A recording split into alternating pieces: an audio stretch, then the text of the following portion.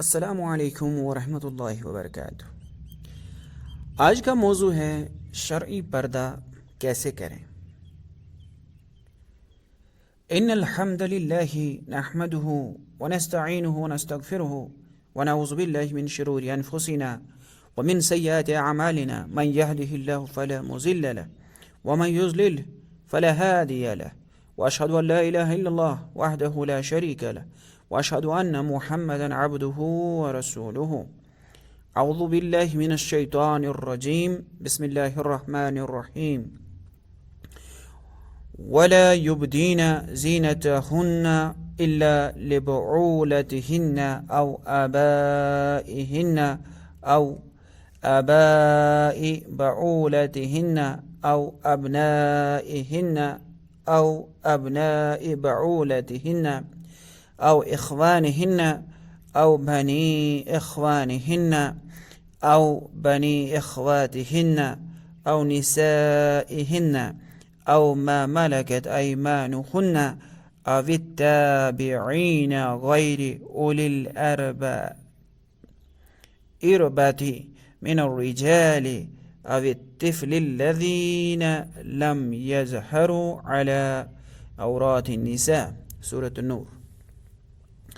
اور وہ عورتیں اپنی زینت کا اظہار نہ کریں سوائے ان کے جو اچانک بلا ارادہ ظاہر ہو جائیں، اور وہ اپنی چادریں اپنے گریبانوں پر ڈال لیں، یعنی بدن اچھی طرح ڈھانپ لیں، اور اپنی زینت کا اظہار نہ کریں سوائے اپنے شوہروں، اپنے باپوں، اپنے شوہروں کے باپوں، اپنے بیٹوں، اپنے شوہروں کے بیٹوں، اپنے بھائیوں، اپنے بھائیوں کے بیٹوں، اپنی بہنوں کے بیٹوں، اپنی یعنی مسلمان عورتوں، اپنے غلام لونڈیوں، عورتوں کی خواہش نہ رکھنے والے ماتحت بوڑھوں، اور عورتوں کے پردے والے امور کی اطلاع نہ رکھنے والے بچوں کے سامنے، یعنی مذکورہ افراد کے سوا ہر کسی سے پردہ کریں۔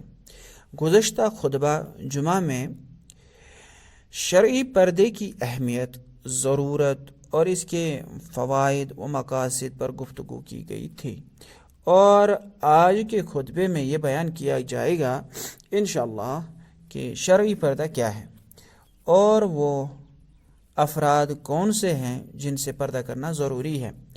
شرعی پردے کے لیے 4 شرطیں ہیں، جب تک وہ 4 شرطیں پوری نہ ہوں پردہ درست نہیں ہوگا اور عورت اللہ تعالیٰ کی نافرمان قرار پائے گی۔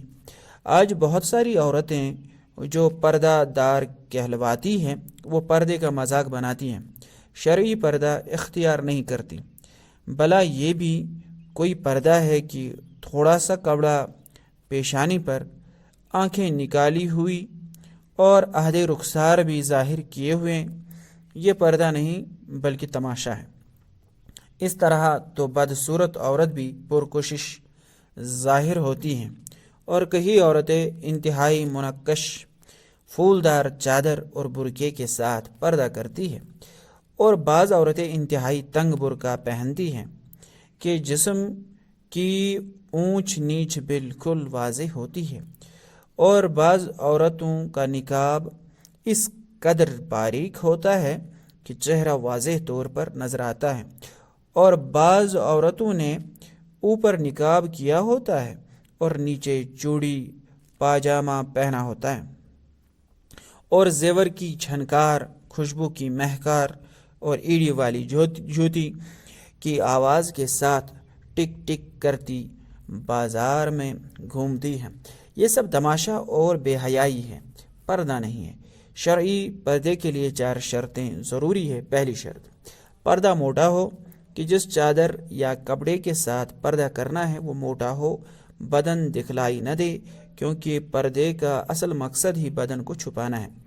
قرآن و سنت میں پردے کے لیے خمار اور جلباب کا لفظ آیا ہے، دونوں کا مطلب ایسی موٹی چادر ہے جو بدن کو ڈھانپ دے اور چھپا دے۔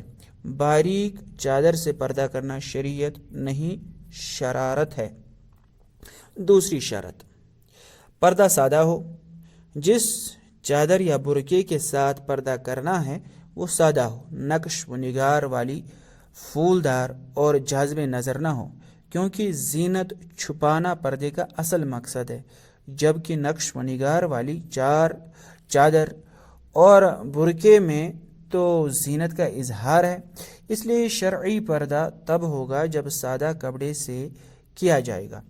آج بہت ساری پردہ دار عورتیں انتہائی خوبصورت، پرکشش اور مزین چادر یا برقعے سے پردہ کرتی ہیں، جو در حقیقت پردہ داری نہیں بلکہ بے پردگی ہے۔ اس لیے پردہ سادہ ہونا چاہیے۔ تیسری شرط کہ پردہ کھلا ہو۔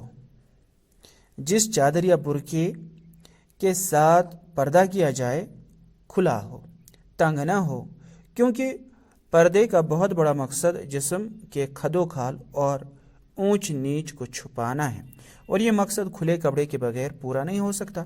آج بہت ساری پردہ دار عورتیں انتہائی تنگ چادر یا تنگ برقع پہنتی ہیں، جو پردہ نہیں، تماشا ہے، بلکہ ایسے ملبوسات پہنے جاتے ہیں کہ انہیں سکن ٹائٹ کا نام دیا جاتا ہے۔ یہ پردہ داری نہیں، بے پردگی ہے۔ چوتھی شرط کہ پردہ پورا ہو۔ جس چادر یا برقعے سے پردہ کیا جائے وہ مکمل ہو کہ سر کے بالوں سے لے کر پاؤں کے ناخنوں تک پورا وجود چھپ جائے، تب وہ شرعی پردہ کہلائے گا۔ اگر بدن کا کوئی حصہ، چہرہ، ہاتھ، پاؤں، آنکھیں، بال وغیرہ ظاہر ہو تو پردہ شرعی پردہ نہیں، کیونکہ بہت ساری احادیث صحیحہ اس بات پر دلالت کرتی ہے کہ عورت کا سارا بدن ڈھانپنا ضروری ہے۔ بہرحال یہ چاروں شرطیں پوری ہوں گی تو پردہ شرعی پردہ کہلائے گا۔ عورت نافرمانی اور گناہ سے بچ سکے گی، ورنہ انجام بڑا خطرناک ہوگا، جس طرح آپ گزشتہ خطبے میں سن چکے ہیں۔ پردہ کن افراد سے کرنا ضروری ہے؟ یہ مضمون کا دوسرا حصہ ہے کہ کن کن افراد سے پردہ کرنا عورت کے لیے ضروری ہے۔ قرآن و سنت میں ان افراد کی تفصیل بتلا دی گئی ہے جن سے پردہ نہیں، ان کے علاوہ ہر کسی سے پردہ ضروری ہے، وہ کوئی بھی ہو۔ اور جن افراد سے پردہ ضروری نہیں، ان کی تفصیل سورۃ النور کی آیت کریمہ میں مذکور ہے، جو آج خطبے میں پڑھی گئی ہے۔ اور وہ افراد یہ ہیں: شوہر، باپ، شوہر کا باپ، سسر، بیٹا، شوہر کا بیٹا جو اس کی کسی دوسری بیوی سے ہو، بھائی، اس سے مراد وہ بھائی ہے جو ماں باپ دونوں کی طرف سے ہو یا صرف ماں کی طرف سے یا صرف باپ کی طرف سے۔ بھائی کے لفظ میں چچا زاد، ماموں زاد، پھوپھی زاد اور خالہ زاد شامل نہیں، کیونکہ ان سے نکاح حرام نہیں، لہٰذا ان سے پردہ ضروری ہے۔ بھائی کا بیٹا، بھتیجا، بہن کا بیٹا، بھانجا۔ مسلمان عورتیں، معلوم ہوا کہ کافرہ عورتوں سے بھی پردہ کرنا چاہیے۔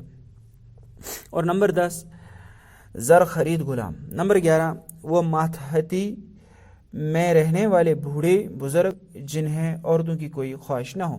نمبر 12، وہ چھوٹے بچے جنہیں عورتوں کے پردے والے معاملات کا پتہ نہ ہو۔ یہ سب وہ افراد ہیں جن سے پردہ نہیں، اور یہ سب کے سب سورۃ النور کی آیت نمبر 31 نمبر آیت میں مذکور ہے۔ اور صحیح البخاری کی ایک حدیث سے معلوم ہوتا ہے کہ رضاعی باپ، رضاعی چچا اور رضاعی بھائی وغیرہ سے بھی پردہ نہیں، کیونکہ یہ بھی محرم رشتہ ہے۔ ارشاد نبوی صلی اللہ علیہ وسلم: الرضاعۃ تحرم ما تحرم الولادہ۔ جو رشتے نسب کی وجہ سے حرام ہوتے ہیں وہ رشتے رضاعت، دودھ کی وجہ سے بھی حرام ہو جاتے ہیں۔ یعنی جس طرح نسبی ماں، خالہ، پھوپھی اور بہن حرام ہے، اسی طرح رضاعی ماں، خالہ، پھوپھی اور بہن بھی حرام ہے۔ صحیح البخاری۔ بہرحال وہ افراد جو مذکورہ آیت اور حدیث میں بیان کیے گئے ہیں، ان کے سوا ہر کسی سے پردہ کرنا ضروری ہے۔ آج بہت ساری پردہ دار مذہبی عورتیں بھی بعض رشتہ داروں، دیور، کزن، خالو، پھوپھا، بہنوئی اور دیگر قرابت داروں سے پردہ نہیں کرتی، حالانکہ اس کے دنیاوی نتائج بھی خطرناک ہے اور شرعاً بھی ناجائز اور حرام ہے۔ امام الانبیاء جناب محمد رسول اللہ صلی اللہ علیہ وسلم نے تو دیور کو موت کی طرح خطرناک قرار دیا ہے، صحیح البخاری۔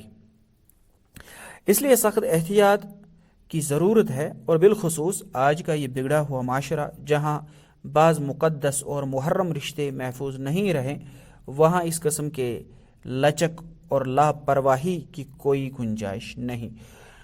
پردے سے متعلقہ چند دیگر مسائل۔ نمبر 1، جن مردوں سے پردہ کرنا ضروری ہے ان سے بلا ضرورت بات چیت، خوش گپی اور خوش طبعی وغیرہ قطعاً جائز نہیں۔ تفصیل کے لیے سورۃ الاحزاب آیت نمبر 33 ملاحظ فرمائیں۔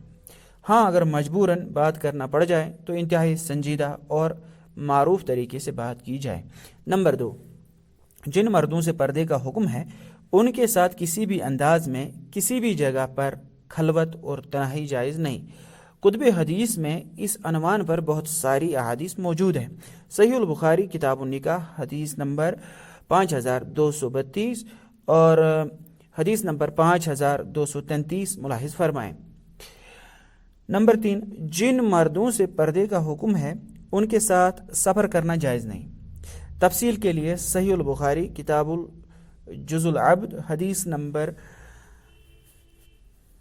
1862 ملاحظ فرمائیں۔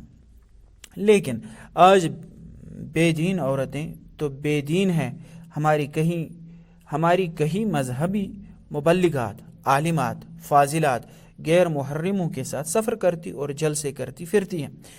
ایسی تبلیغ باعث اجر و ثواب ہونے کے بجائے معجب عذاب ہے۔ نمبر 4، مرد ہو یا عورت کسی کے گھر بلا اجازت داخل ہونا جائز نہیں۔ یہ بھی پردے کے نفاذ اور نظر کی حفاظت کے لیے ضروری ہے۔ اجازت کی اہمیت اور اس کے آداب کے لیے سورۃ النور آیت نمبر 27-28 اور صحیح البخاری کتاب الاستئذان کا مطالعہ فرمائیں۔ آج بے پردگی تو عام ہے اور کچھ باتیں مزید خطرناک ہیں۔ مثلاً عورتوں کا نیم برہنہ ہونا، جوان بچیوں کا ٹراؤزر شرٹ پہننا جو بے پردگی بھی ہے اور کافروں اور مردوں کی مشابہت بھی ہے، جو لعنت والا کام ہے۔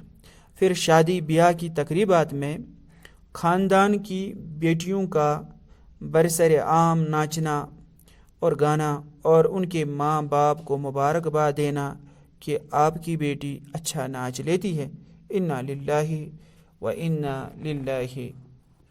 الیہ راجعون، انا للہ و انا الیہ راجعون۔ یہ چیزیں بے پردگی کے ساتھ فحاشی و عریانی اور کھلی بے غیرتی ہے اور اللہ کے غیظ و غضب اور عذاب علیم کو دعوت دینے والی ہیں۔ اللہ ہماری عظمت رفتہ بحال کرے اور ہمیں باحیا اور غیرت مند بنائے، آمین۔ والسلام علیکم ورحمۃ اللہ وبرکاتہ۔